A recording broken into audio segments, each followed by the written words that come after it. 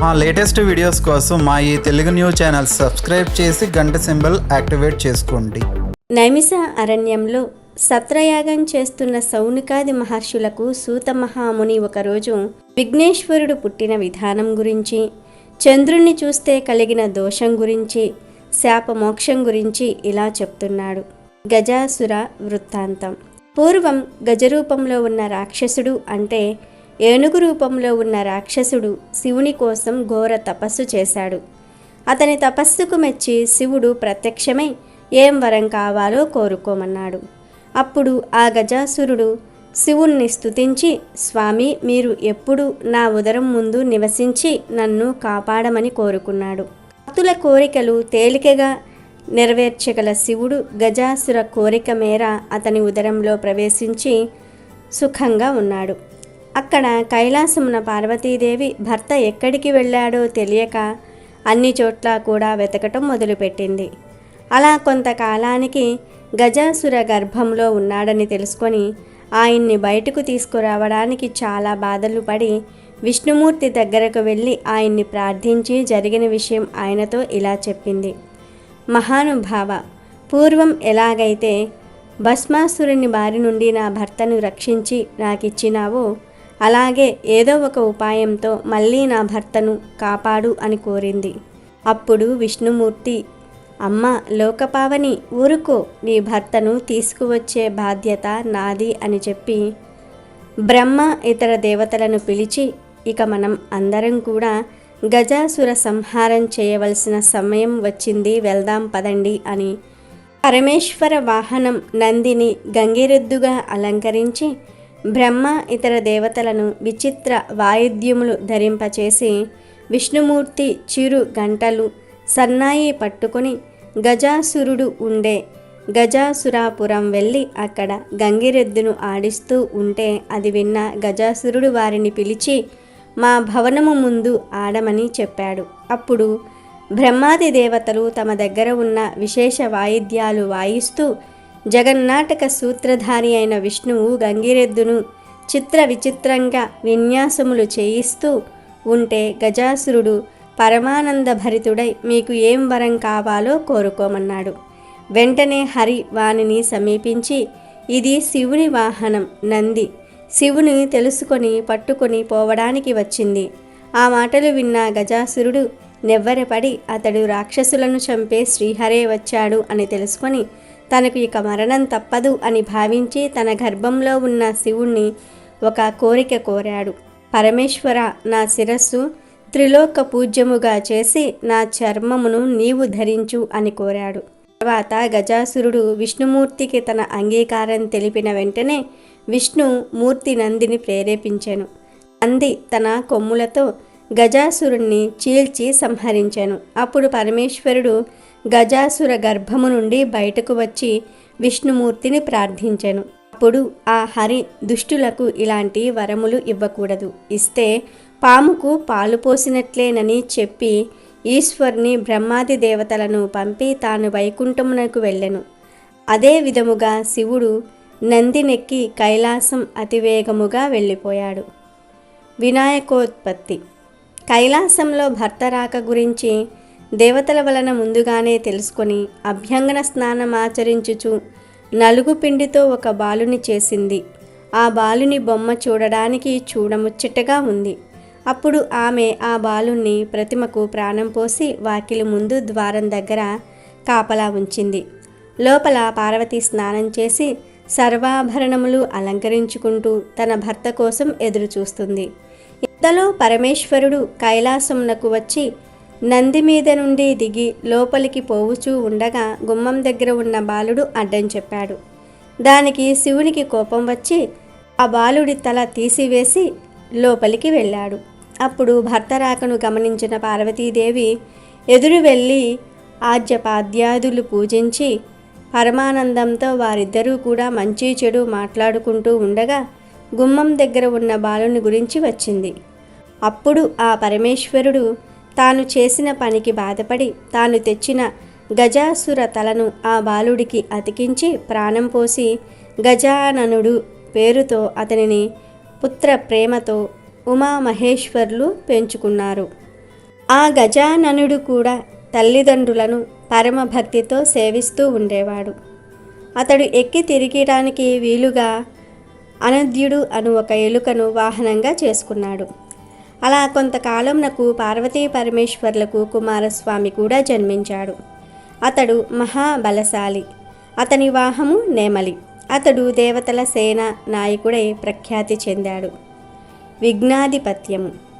ఒకరోజు దేవతలు, మునులు, మానవులు కైలాసం వెళ్ళి పరమేశ్వర్ని సేవించి విఘ్నములకు ఒక అధిపతి కావాలని కోరగా, గజాననుడు నేను మొదటివాడిని గనుక ఆ ఆధిపత్యము తనకు ఇవ్వమని కోరాడు. గజాననుడు మరుగుజ్జువాడు, అనర్హుడు, అసమర్థుడు కావున ఆధిపత్యము తనకు ఇవ్వమని కుమారస్వామి తండ్రిని వేడుకున్నాడు.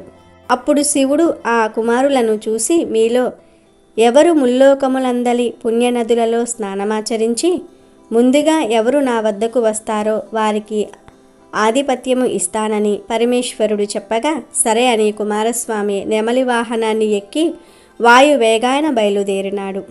అది చూసిన గజాననుడు బాధపడి తండ్రి దగ్గరకు వెళ్ళి వేడుకున్నాడు.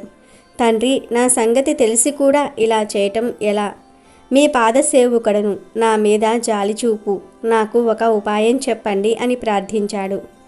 దయాస్వరూపుడైన పరమేశ్వరుడు, కుమారా, ఒక్కసారి నారాయణ మంత్రమును పఠిస్తే చాలు 300 కల్పములు పుణ్యనదులలో స్నానం చేసిన వాడివి అవుతావు అని ఆయనకు నారాయణ మంత్రము ఉపదేశించినాడు. అప్పుడు గజాననుడు అత్యంత భక్తితో ఆ మంత్రం జపించుచు కైలాసంలో ఉన్నాడు.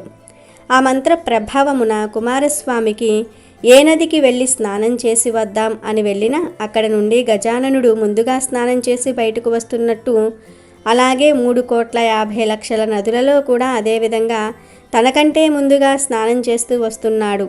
అది చూసి ఆశ్చర్యపడుచు కైలాసం వెళ్ళి తన తండ్రి దగ్గర ఉన్న గజాననుని వద్దకు వెళ్ళి నమస్కరించి తన బలమును నిందించుకొని, తండ్రి, అన్నగారి మహిమ తెలియక అలా చేశాను, నన్ను క్షమించండి. మీ నిర్ణయం ప్రకారం ఈ ఆధిపత్యము అన్నగారికే ఇవ్వండి అని ప్రార్థించను. అలా పరమేశ్వరునిచే భాద్రపద శుద్ధ చతుర్థి నాడు గజాననునికి విఘ్నాధిపత్యం వచ్చినది. ఆనాడు సర్వదేశస్థులు విఘ్నేశ్వరుడికి తమ శక్తిని బట్టి కుడుములు, అప్పములు లాంటివి, పిండి వంటలు, టెంకాయలు, పాలు, తేనె, అరటిపండ్లు, పానకము, వడపప్పు మొదలుగునవి సమర్పించి పూజిస్తే విఘ్నేశ్వరుడు సంతోషంతో కుడుములతో మిగిలిన వంటకాలను తిని కొన్ని తన వాహనము అయినటువంటి ఎలుకకు కూడా ఇచ్చి కొన్ని చేతిలో పట్టుకుని కదలలేని పరిస్థితుల్లో సాయంత్రానికి కైలాసానికి చేరుకున్నాడు. అలా చేరుకుని తల్లిదండ్రులకు నమస్కారం చేయబోగా ఉదరం అంటే పొట్ట భూమికి ఆని చేతులు భూమికి అందటం లేదు. బలవంతముగా చేతులు భూమికి ఆనించాలని ప్రయత్నం చేస్తున్నప్పుడు ఆయన పడే శ్రమను శివుని శిరస్సు మీద ఉన్న చంద్రుడు చూసి విచిత్రంగా నవ్వాడు. వెంటనే రాజదృష్టి సోకిన రాళ్ళు కూడా పగులుతాయి అనే సామెత నిజమవుతున్నట్లుగా విఘ్నేశ్వరుని పొట్ట పగిలి అందులో ఉన్న కుడుములు బయటపడి దొర్లెను. వెంటనే అతడు చనిపోయాడు. అంత పార్వతి బాగా బాధపడి చంద్రుణ్ణి చూసి, ఓ పాపాత్ముడా, నీ దృష్టి తగిలి నా కుమారుడు మరణించాడు. నిన్ను చూచిన వారు పాపాత్ములై నీలాపనిందనలు పడుతురు కాక అని శపించింది. ఋషి పత్నులకు నీలాపనిందనలు కలుగుట అనగా ఋషి భార్యలకు నీలాపనిందనలు పడటం. అదే సమయంలో 7 ఋషులు యజ్ఞం చేస్తూ వారి భార్యలతో అగ్నికి ప్రదక్షిణము చేస్తూ ఉన్నారు. అగ్నిదేవుడు ఋషి భార్యలను చూసి మోహించి వారు అనగా మునులు శపిస్తారేమో అనే భయంతో శక్తి తగ్గిపోయి క్షీణించిపోతున్నాడు. అది చూచిన అగ్నిభార్య అయిన స్వాహాదేవి అరుంధతి రూపము కాకుండా అందరి ఋషి భార్యల రూపము తనే దాల్చి తన భర్త దగ్గరకు వెళ్తుంది. ఋషులందరూ కూడా అది గమనించి అగ్నిదేవుడి దగ్గర ఉన్నది తమ భార్యలేనని అనుమానించి వారి భార్యలను వదిలివేసినారు. అలా ఎందుకు జరిగిందంటే పార్వతి శాపానంతరము ఋషిపత్నులు చంద్రుణ్ణి చూడటం వలన వీళ్లకు ఇలాంటి నీలాపనిందనలు కలిగినాయి. దేవతలు, ఋషులు, ఋషుల భార్యలు ఈ ఆపద పరమేశ్వరునికి తెలిపినారు. అతడు సర్వజ్ఞుడు కనుక అగ్నిదేవుని భార్య అలా ఋషి భార్యలలో రూపంలో వచ్చింది అని సప్త ఋషులను సమాధానపరిచి వారితో కలిసి బ్రహ్మ కైలాసం వచ్చి ఉమామహేశ్వర్లు సేవించి మృతుడై పడి ఉన్న విఘ్నేశ్వరుని బ్రతికించినారు. అంత దేవతలందరూ కూడా, ఓ దేవి పార్వతీదేవి, నీ శాపం వలన లోకమంతా కూడా కీడు వాటిల్లుతుంది, కావున నీ శాపం ఉపసంహరింపు అని ప్రార్థించగా పార్వతి సంతోషంతో కుమారుని దగ్గరకు వెళ్ళి ముద్దాడి, ఏ రోజు విఘ్నేశ్వరుని చూసి చంద్రుడు నవ్వాడో ఆ రోజు చంద్రుణ్ణి చూడరాదు అని శాపానికి ఉపశమనం కలిగించింది. అంతా బ్రహ్మాది దేవతలు మిగిలిన వారు సంతోషంతో వారి నివాసమునకు వెళ్ళి భాద్రపద శుద్ధ చతుర్థి యందు మాత్రము చంద్రుణ్ణి చూడకుండా సుఖంగా ఉన్నారు. ఇలా కొంత కాలం గడిచినది. సమంతకోపాఖ్యానము. ద్వాపరయుగంలో ద్వారకావాసియగు శ్రీకృష్ణుణ్ణి నారదుడు దర్శించి స్తుతించి మాట్లాడుచు, స్వామి, సాయంత్రం సమయం అవుతుంది. ఈరోజు వినాయక చతుర్థి కావున పార్వతీ శాపం వలన చంద్రుణ్ణి చూడకూడదు, ఇంట్లోనే ఉండాలి అని పూర్వం జరిగిందంతా కూడా చెప్పి నారదుడు శ్రీకృష్ణుడి దగ్గర నుండి సర్వలోకాలకు వెళ్ళాడు. అంతా శ్రీకృష్ణుడు ఆనాటి రాత్రి చంద్రుణ్ణి ఎవ్వరూ చూడకూడదు అని ఆ పట్టణమంతా కూడా చాటింపు వేయించాడు. ఆ రోజు రాత్రి శ్రీకృష్ణుడు పాలప్రియుడు కనుక తానే ఆవుల దగ్గరకు వెళ్ళి పాలు పితుకుచూ పాలల్లో చంద్రుణ్ణి ప్రతిబింబమును చూసి, ఆహా, ఎంత పని జరిగింది, నాకు ఎలాంటి నీలాపనిందనలు కలగబోతూ ఉన్నాయో అని చింతించాడు. అలా కొన్నాళ్లకు సత్రజిత్ సూర్యుడు ఇచ్చిన వరం వలన సమంతకమని సంపాదించి ద్వారకాపట్టమునకు శ్రీకృష్ణ దర్శనార్థమై వెళ్ళాడు. శ్రీకృష్ణుడు రాజమర్యాదలు చేసి ఆ మణిని తనకు ఇవ్వమని అడిగాడు. అతడు, ఇది 8 బారువుల బంగారం ఒక రోజుకు ఇస్తుంది, అలాంటి మణిని ఎలాంటి ఆప్తునికైనా ఎలా ఇస్తాము అని అన్నాడు. దానికి శ్రీకృష్ణుడు సరే అని ఊరుకున్నాడు. అలా అక్కడ నుండి వెళ్ళిన కొంతకాలానికి సత్రజిత్ తమ్ముడు వేటకు ఆ మణిని మెడలో ధరించి అడవికి వెళ్తే అక్కడ ఒక సింహం మణిని చూసి మాంసపు కండ అనుకొని అతనిని చంపి ఆ మణిని నోట కరుచుకుని వెళ్ళింది. సింహము నోట ఉన్న మణిని చూసి అటుగా వెళ్తున్న భల్లుకము దాని దగ్గర నుండి తీసుకున్నది. ఆ భల్లుకము అనగా జాంబవంతుడు తన కుమార్తెకు ఆట వస్తువుగా ఇచ్చి ఆడుకోమన్నాడు. తర్వాత రోజు సత్రజిత్ తమ్ముడు మరణించాడు అని తెలుసుకుని శ్రీకృష్ణుడే మణి ఇవ్వలేదని తన తమ్ముణ్ణి చంపి మణిని దొంగిలించాడు అని పట్టణమంతా కూడా చాటింపు వేయించాడు సత్రజిత్. అది విన్న కృష్ణుడు, ఆహా, ఆ రోజు పాలల్లో చంద్రబింబమును చూసిన దోషఫలం అని బాధపడి ఆ మణిని తీసుకురావడానికి తన బంధు సేవతో కలిసి అడవిలో వెతుకుతూ ఉండగా ప్రసేన మృత కళేభరం, సింహపు కాలి జాడలు, తర్వాత బల్లుకము ఉండే నివాసం దారి గుర్తించాడు. అలా వెళ్తూ ఉండగా ఒక కుండగృహలోనికి దారి కనపడింది. లోపలికి వెళ్ళి చూడగా ఉయ్యాలలో ఒక పాప ఉండి ఆ పాప ఉయ్యాలకు ఆ మణిని కట్టి ఉంది. అలా ఉన్న మణిని శ్రీకృష్ణుడు తీసుకోవడానికి ప్రయత్నం చేయగా ఉయ్యాలలో ఉన్న పాప విచిత్ర రూపంలో ఉన్న మనిషిని చూసి ఏడవటం మొదలుపెట్టింది. అది విన్న జాంబవంతుడు అత్యంత కోపంతో రోసావేశుడై శ్రీకృష్ణుడిపై అరుస్తూ గోళ్లతో గుచ్చుతూ కోరలు కొరుకుచు ఘోరముగా యుద్ధము చేస్తున్నాడు. కృష్ణుడు కూడా వానికి దొరికిన చెట్లతో రాళ్లతో ముష్టి ఘాతముల చేత పగలు రాత్రి అనే తేడా లేకుండా 28 రోజులు యుద్ధం చేశారు. అలా చేయగా జాంబవంతుడు అలసిపోయి దేహం పులిసిపోయింది.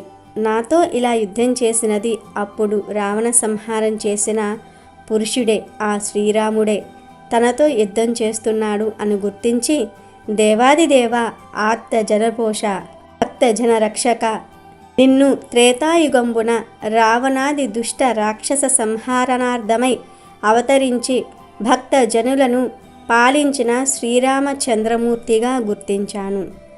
ఆ కాలమున నా మీద దయతో మీరు వరం కోరుకోమన్నారు. అప్పుడు నా బుద్ధి మందగించి మీతో ద్వంద్వ యుద్ధం చేయాలి అని కోరుకున్నాను. అలాగే చేద్దాం అని వరం ఇచ్చారు. ఆనాడు కోరిన వరం ఇలా తీర్చావా? నా శరీరమంతా శిథిలమయ్యను, ప్రాణాలు నిలబెట్టు, నా అపరాధము మన్నించి కాపాడు, నీవు తప్ప మరి ఎవ్వరూ కాపాడలేరు అని ప్రార్థించాడు.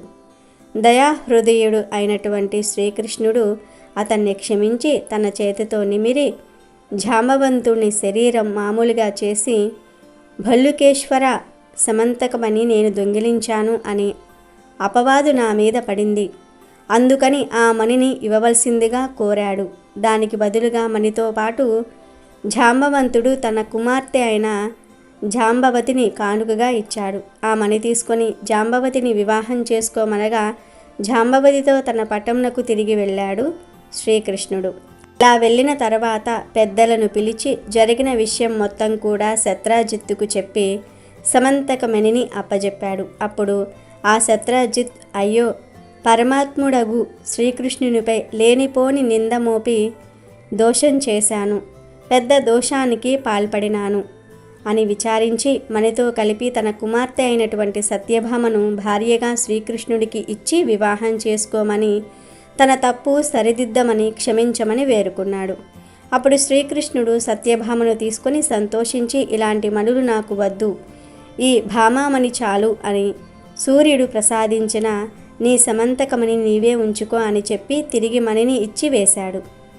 అలా ఒక శుభముహూర్తాన శ్రీకృష్ణుడు జాంబవతి, సత్యభామలను వివాహం చేసుకున్నాడు. ఆ విషయం తెలుసుకుని దేవతలు, మునులు శ్రీకృష్ణుడితో ఇలా అన్నారు: స్వామి, మీరు సమర్థులు కనుక మీ మీద పడిన నిందను నిరూపించుకోగలిగారు. మరి మాలాంటి వారి పరిస్థితి ఏమిటి అని అడిగారు. దానికి బదులుగా శ్రీకృష్ణుడు ఇలా చెప్పాడు: భాద్రపద శుద్ధ చతుర్థి నాడు వినాయక పూజ చేసి ఈ సమంతకమణి కథను విని అక్షింతలు తల మీద వేసుకుంటే పొరపాటున చంద్రుణ్ణి చూసినా ఏమీ కాదు అని చెప్పాడు. అప్పట్నుంచి భాద్రపద శుద్ధ చతుర్థి నాడు దేవతలు, మహర్షులు, మానవులు అందరూ కూడా తమ శక్తి కొలది గణపతిని పూజించి గణపతి అనుగ్రహం పొందుతున్నారు అని సనూకాది మహామునులకు సూతుడు ఇలా చెప్పాడు. గమనిక: చంద్రదోష పరిహారార్థము ఈ శ్లోకము చెప్పుకొని అక్షింతలు శిరస్సున వేసుకొనవలెను. సింహ ప్రసేన్నమవధీత సింహో జాంబవత అతః సుకుమార కమారోధిః తపస్సేష సమంతకః సర్వే జన సుఖినో భవంతు. అమెజాన్లో బెస్ట్ డిస్కౌంట్స్ కోసం వీడియో డిస్క్రిప్షన్లో లింకు ఉంది, చూడండి. అలాగే మా టెలిగ్రామ్ ఛానల్ సబ్స్క్రైబ్ చేసుకోండి.